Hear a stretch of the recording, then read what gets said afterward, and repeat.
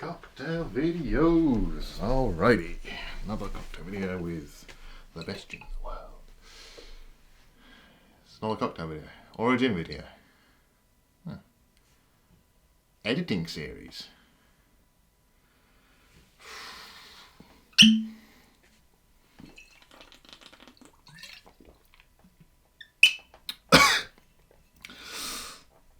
Alright, let's do this.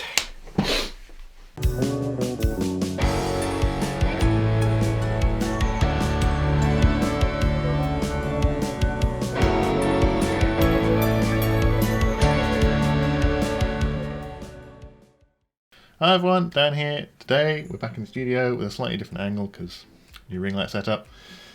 And this is the start of my editing series, which is more designed as kind of a beginner's sort of thing, beginner to intermediate kind of guide, just to help people get started if they're interested in editing, just kind of looking at how it works and stuff. And going over some of the tricks and stuff that I use on a daily basis to make things faster.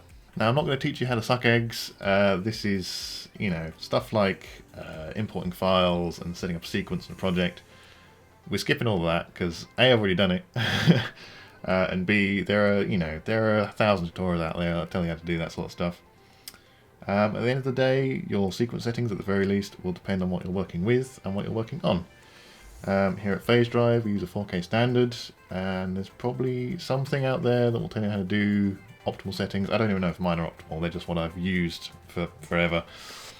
So we're skipping that, we're just going straight into how to edit, basically. So with this being episode 1, we're starting with the basics, which is stuff like cutting, moving, scaling, zooming, gap closing, that sort of stuff. Really simple things that you should probably know as any editor, because it's kind of the building blocks of everything else. So that's what we're going to start with, and we're going to jump straight in. So let's go. Okay, so here we are in Premiere. First things first, I need to get my video, obviously, and put it on my timeline. I did take 2 of this intro. I think it's this one. No, we'll find out. We'll find out together.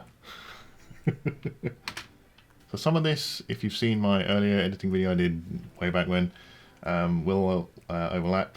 But this is just basic stuff I do every time, so it's going to overlap. Anyways.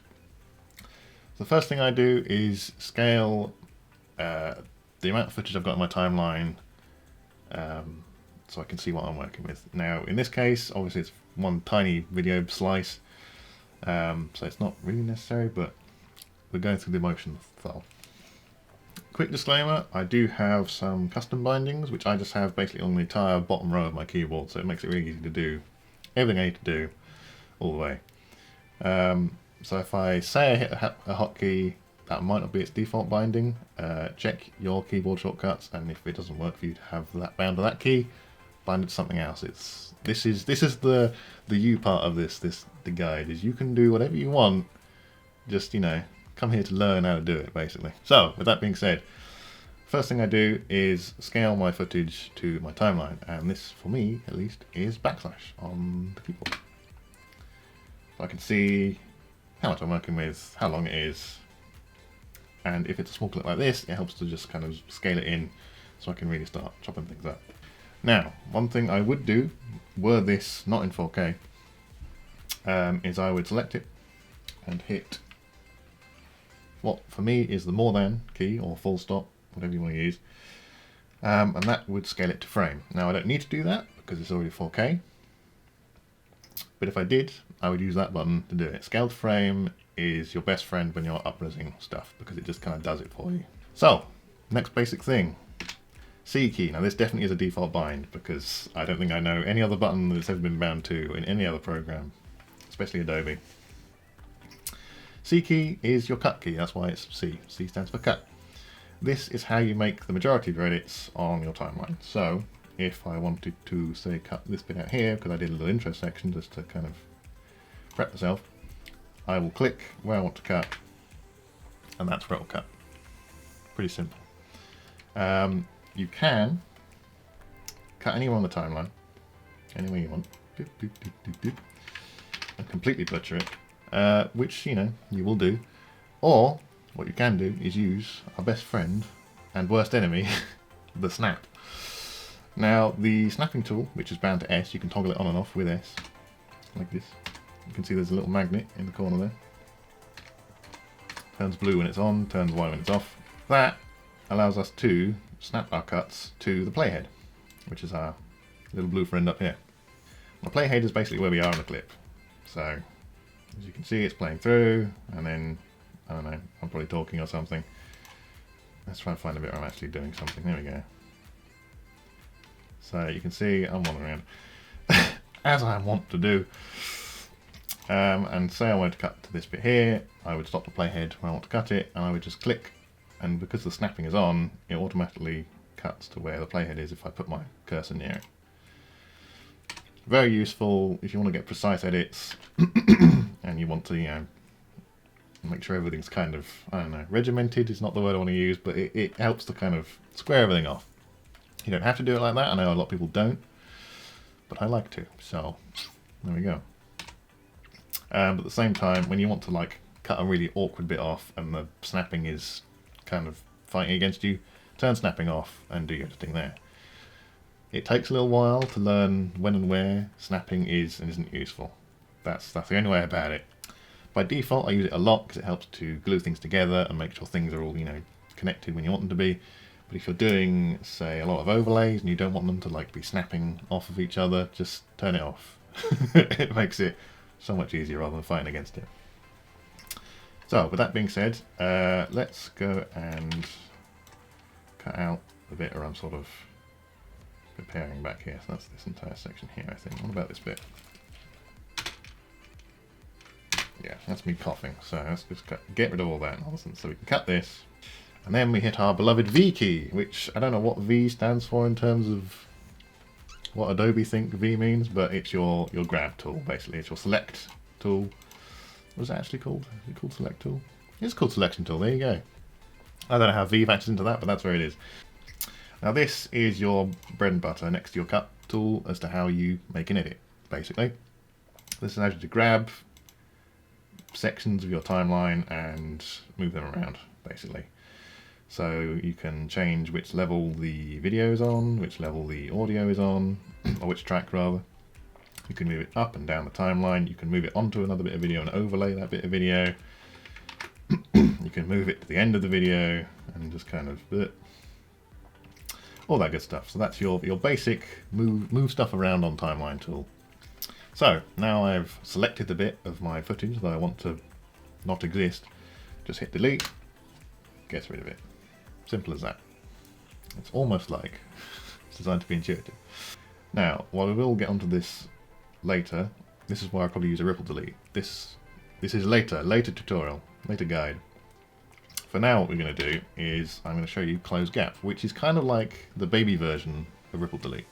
So with close gap, say I delete this bit of me coughing and I want this random intro bit of me swanning about. I now have a gap in my footage after deleting that bit of me coughing. Now what I would do is put a ripple delete here because it's quicker. But to start off with, before you sort of, you know, don't get ahead of yourself, I would use close gap. And the close gap is still quite useful in some situations where you don't want everything on the timeline to move. If you just want to just close a gap, it's good, but it's got limited use. So again, I can't remember if there is a default binding for this, and if there is, I don't know what it is. But mine is bound to the less than arrow or comma, whatever. You hit that, and it just closes the gap. It kind of does what it says it's going to do. Really useful if you're doing basic edits like this, where you're just basically chunking bits out of a section of footage. Really useful, really easy to use. It's just a nice friendly hotkey that just speeds things up just a little bit, rather than, here's the alternative, here's what I used to do back in the day, is I would make this delete, and then I would grab the other side of that and go, and although, you know, the snapping makes it so it's not too laborious, that's miserable. That's a long old process for doing something I could do in half a second. Plus, if I didn't have snapping on, then you've got to like line it up, and it's just instead just pressing one button, doing it for you. Brilliant. Anything you can get the program to do for you, top marks. Now here is a really really important one that I use all the time, and that is the zoom function, which surprisingly, if you've been following along so far, bound to Z. So what this allows me to do is zoom in and out. Well, zoom in at least. So the way I tend to use this more often nowadays is by highlighting a section of the track. So say I want to highlight this section at the end. You drag your marquee over it, you drag and hold with your mouse with the zoom tool selected, and then it frames that bit on the timeline. So if you want to get in and say, look at this bit and see what the audio is doing, but mainly what I use it for is to see where I can make a cut in a busy audio stream or whatever. I can get in here and I can see all these lovely waveforms and what they're doing, and if I wanted to say cut at the end of this waveform, I'd be zoomed far enough in that I can see where that ends, make the cut, and then put something else there. Another way to use this though is hit Z, and you can incrementally zoom in. So it's how I want to look at this bit, not all the way boxed in like this. Crikey. If I wanted to just make things a little easier to see, you would just click once, maybe twice. You can keep clicking and it'll keep going, and eventually it gets to kind of silly levels where you can see the bacteria on the film you shot it on, even though it's digital. But that's really useful for getting into the busy parts of an edit, and just kind of being able to find where you can cut. Like if someone is in the middle of a sentence and then they sort of go, you can sort of, before they take that breath, zoom in to where the waveform sort of goes, and then cut before then, and then just make a nice little seamless edit. Really useful little trick there. That's one I use all the time at the moment. So once you have zoomed in to your microbe level of the footage, you can hit your scale to timeline key or click whatever button you like to do the same thing, and that will zoom you back out and frame everything. There is quite possibly a better way to zoom out and in. You can use the scale bar at the bottom, but I hate this thing with a passion. So I generally never touch it unless I have to unless I want a really precise kind of section framed up. But I would advise, if you can, avoiding this thing altogether because it sucks, basically. So with all that said, I'm going to quickly zoom through and edit this little intro bit, and hopefully you can kind of see what I mean when I'm using all these tricks and bits and pieces. So,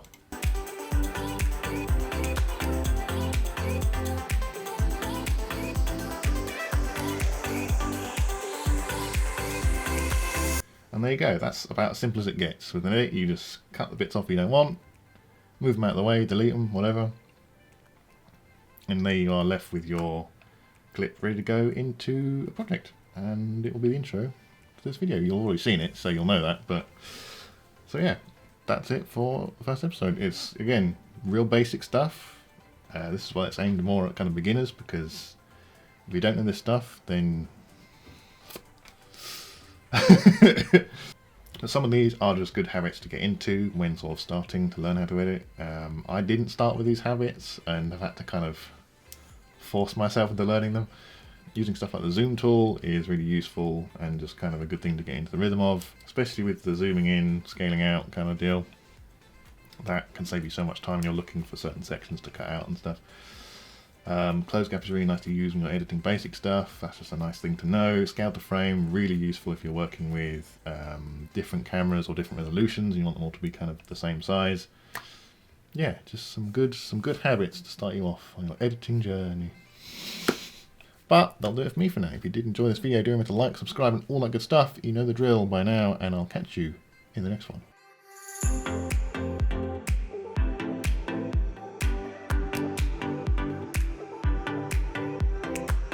Stuff like cutting, moving, scaling, zooming, other stuff. Especially with the sort of zooming out, scaling in kind of thing. Zooming out, scaling in? Zooming in, scaling out.